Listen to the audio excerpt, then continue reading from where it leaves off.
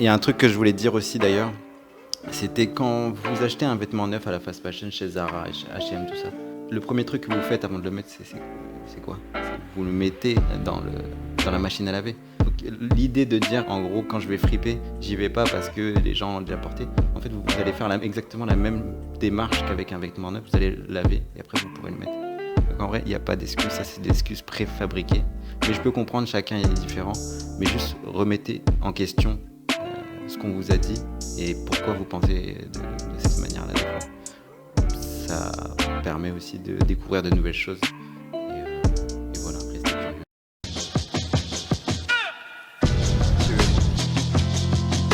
C'est cool d'avoir diversifié. C'est ce qu'on met en avant aussi dans Incrate, changer les normes. C'est jamais. Le but c'est ça aussi, c'est de mettre la nouvelle génération en avant. Peu importe la raison sociale ou quoi que ce soit, on ferait une famille géante dans la France. Et c'est tous ensemble qu'on changera la mode. Est-ce que tu aurais des autres alternatives, peut-être qui toi aussi personnellement t'intéresseraient? Est-ce que tu aimerais bien bifurquer que les fripes ou le bio peut-être ou l'upcycling peut-être? Ouais, alors comme je te disais tout à l'heure, il n'y a pas plus éthique qu'un vêtement qui a déjà été produit et qui est sorti en fait du coup du système du marché. Donc l'upcycling pour moi c'est une super chose parce que ça réutilise des textiles qui ont déjà été utilisés, donc ça reste de la seconde main mais avec le côté beaucoup plus créatif. Qu'est-ce que t'as coupé? Et de ramener ce côté créatif, à savoir vraiment façonner le vêtement qu'on veut vraiment donner une seconde vie. Et c'est même plus que donner une seconde vie, là pour moi c'est vraiment encore plus, c'est la créativité à son paroxysme. Donc ouais, le upcycling vraiment pour moi c'est le futur. Le bio après, la production de nouvelles choses, même si c'est éthique, j'essaie quand même d'éviter, même si j'applaudis vraiment toutes les nouvelles marques qui se mettent sur le marché et qui souhaitent vraiment... payer les personnes à leur juste valeur, produire avec des textiles qui sont respectueux de l'environnement, éviter l'impact sur la planète. Donc je respecte ça. Après moi ce que je conseille souvent aux gens et dont on pense pas forcément quand on parle seconde main, éthique, friperie, c'est de penser à son entourage qui se débarrasse sûrement de certains vêtements. On connaît tous des gens, que ce soit notre famille, nos amis, qui font un tri comme nous tous et toutes, qui font un tri dans leur dressing. Et pensez à leur demander. Tonton, t'as pas un caleçon, un truc comme ça? Pas les caleçons, mais la petite veste de tonton, costard, qu'on peut mettre avec une petite paire de baskets. Ouais, en plus, vous likez des trucs de vintage de ouf. Donc, dites-vous que ça vient de l'époque de justement peut-être vos oncles, vos tantes ou peu importe, ça se trouve ils ont ça dedans et ils peuvent vous le donner et ils auraient ça gratuitement en fait. Il n'y a pas plus vintage que justement récupérer auprès de notre famille ou de notre entourage qui a peut-être des générations d'écart. Et puis justement ça permet de donner une seconde vie, de savoir d'où est venu aussi le vêtement avant. Il y a une histoire. Ça fait plaisir de savoir que ça a appartenu à quelqu'un qu'on a aimé et qu'on lui redonne une seconde vie plutôt que de traîner dans des cartons au grenier ou je ne sais quoi. Parce que j'aime beaucoup aussi cette idée de seconde vie, voire énième vie, parce que finalement il y a une infinité d'utilisations et de personnes qui peuvent acquérir ces vêtements. Et dans une de tes vidéos, il y avait quelqu'un sur un micro-trottoir qui disait qu'elle aimait pas trop l'idée justement de savoir que quelqu'un l'avait porté. Et moi personnellement j'ai un peu de mal. Mais bon. C'est la propreté, c'est ça? Ouais, c'est même quand on porte le vêtement, je trouve que c'est pas la même chose que si c'est un vêtement neuf, dans le sens qu'il a été usé et du coup c'est comme si j'ai porté la peau de quelqu'un. C'est exactement ça. Elle portait la peau de quelqu'un. Je vois. Sentir l'âme de la personne qui a porté. Genre, Une âme carrément qui est attachée. dans l'idée, tu vois. Donc c'est plus pas forcément la propreté en soi, mais c'est plus la marque, l'empreinte qu'il y a dessus. Ouais, c'est ça. C'est plus ça, moi. Ok. Quand ils inventeront des machines à laver pour l'âme et tout, faites-nous signe. Que la Sista puisse aller en fripe. Et moi au contraire j'adore cette idée-là et de me dire que je redonne vraiment une vie à l'âme de vêtement qui était peut-être un peu endormie alors qu'il demandait qu'à être porté et briller, et voilà. Donc j'adore vraiment cette idée-là et aussi me poser la question de qui l'a porté, quelle était son histoire, quelle histoire je lui donne moi et quelle future histoire il aura. J'associe un peu ça à l'âme humaine, enfin voilà, c'est un être vivant les vêtements. Très belle philosophie.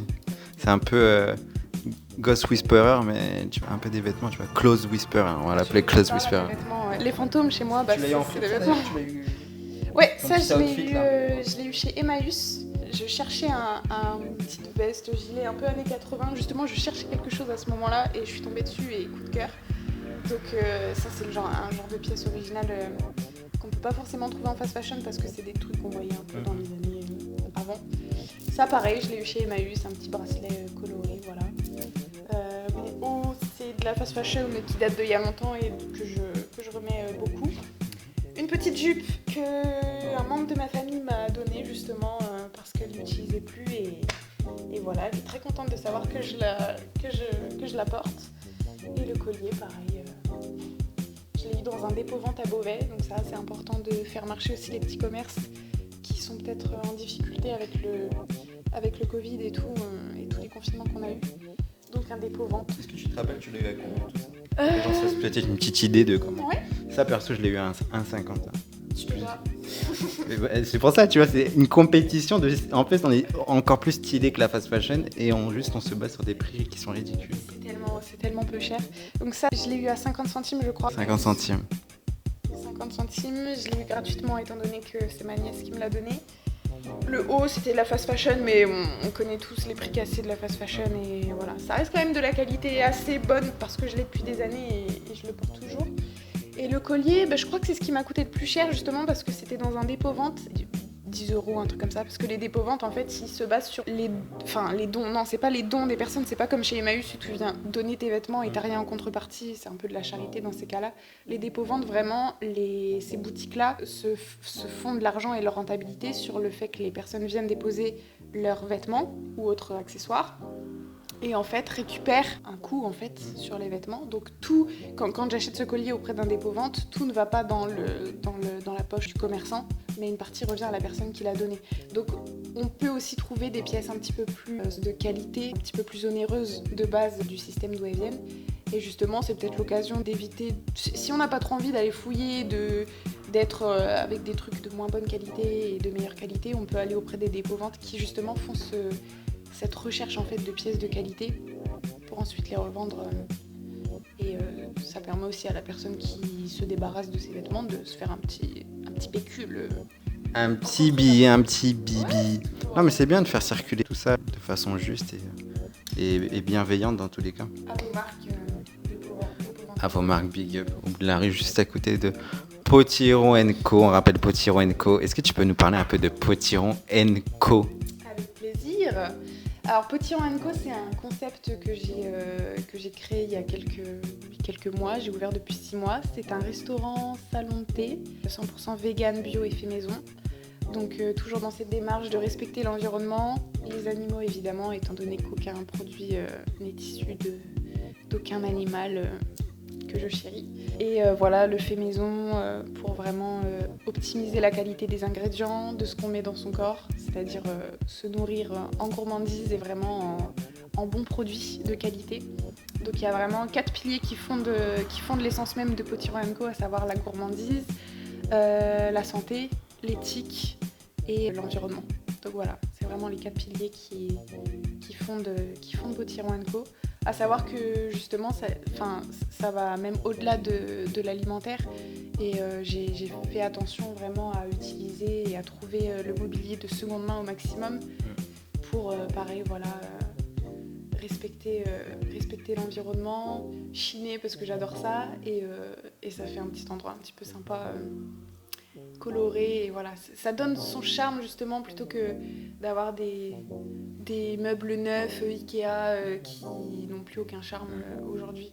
Donc voilà, tout ça vient de recyclerie, ressourcerie, Le Bon Coin et puis voilà, ça permet aussi de rencontrer les gens du coin et de leur acheter ce dont ils veulent se débarrasser. Qu'est-ce qu'on peut manger chez Potiron si on vient chez Potiron justement? Alors le concept de base de Potiron & Co, c'est les Buddha Bowls parce que c'est vraiment un plat qui permet d'avoir tous les aliments, tous les nutriments dont on a besoin, 100% végétal, donc avec des céréales, des légumineuses, des légumes, une sauce gourmande, des graines, enfin voilà, vraiment un assortiment qui permet d'avoir une assiette vraiment complète et végétale. Après, l'offre se diversifie un petit peu, je propose des wraps aussi, façon un petit peu chicken, vegan, donc pour rester vraiment dans cette idée de gourmandise et d'alternative à la viande en fait. Et je pense que pour parler aux gens aussi, pour que les gens puissent s'ouvrir un petit peu et casser les idées reçues sur le fait que les végans mangent que de l'herbe ou des graines. Et je mets une importance à leur rappeler les mêmes sensations en fait que quand ils mangent de la viande, du poulet ou quoi que ce soit. Then into the mouth. Nice. Qui peut être agréable. Enfin voilà, je peux comprendre qu'on ait du mal à se séparer de la viande dans l'idée où c'est bon pour certaines personnes et que leurs convictions ne vont pas forcément au-delà de leur goût personnel. Donc voilà, j'essaie un petit peu de rappeler les goûts, les textures, les sensations, et ça plaît bien. Donc, c'est cool. Trop bien. C'est où? C'est à côté de quoi? C'est où? C'est au centre-ville de Beauvais, au 64 rue des Jacobins. Donc au centre-ville, en face du lycée. C'est juste à côté de la gare. Si vous sortez de la gare d'ailleurs, visez Jacobin et vous aurez une petite rue et il y aura Potiron dedans. De toute façon, il y aura l'adresse, tout ça, etc. en dessous. Et les gens qui prennent l'avion ou qui reviennent, qui ont un petit creux, qui veulent respecter l'environnement, la nature, les animaux et tout, bah, ça vous prend même pas 5 minutes de descendre jusqu'à ici pour vous prendre un petit bol avant de redécoller ou de reprendre vos transports. Donc n'hésitez pas à venir ici directement. Ouais, j'ai déjà eu plusieurs clients qui venaient justement de la gare et qui ont découvert Tiro & Co, qui venaient d'Allemagne et tout, donc c'est trop cool. Je fais découvrir à des étrangers. International. Big up aux Allemands que j'ai vus hier. Ça veut comment, tu te rappelles ou pas? Stuttgart. Désolé à vous. Stuttgart à la faillite. J'aurais fait découvrir un groupe français, je suis très contente de ça. Quel groupe? Polo et Pan, les DJ français. Je peux le mettre genre 10 secondes, vas-y. Non, je chante pas. Merci beaucoup. Ce qu'on va faire, nous, c'est qu'on va aller en fripe directement pour faire voir un peu aux gens ce qu'il y a, les perles et tout. Faire découvrir un peu en inside. Il y a un truc que je voulais dire aussi d'ailleurs. C'était quand vous achetez un vêtement neuf à la fast fashion chez Zara, H&M, tout ça. Le premier truc que vous faites avant de le mettre, c'est quoi? Vous le mettez dans la machine à laver. Donc, l'idée de dire, en gros, quand je vais friper, j'y vais pas parce que les gens ont déjà porté. En fait, vous allez faire exactement la même démarche qu'avec un vêtement neuf. Vous allez le laver et après, vous pourrez le mettre. Donc, en vrai, il n'y a pas d'excuses. Ça, c'est des excuses préfabriquées. Mais je peux comprendre, chacun est différent.